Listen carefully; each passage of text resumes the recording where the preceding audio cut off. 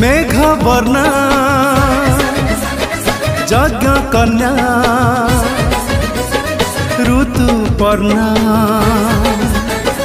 मधु लग्न पांचाली से पंचरत्न कृष्णार पिता सीए कृष्ण राति सारा महाकाय कालार कस्तूरी बास्ना कंठरे ता गुंजरित संस्कृति र महामंत्र पंचम वेदर प्रतिध्वनि अबेर जाग्यसेनी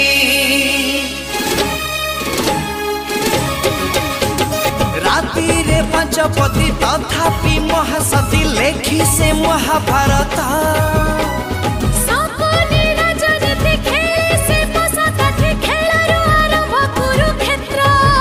हाँ कृष्ण कहे निज कथा।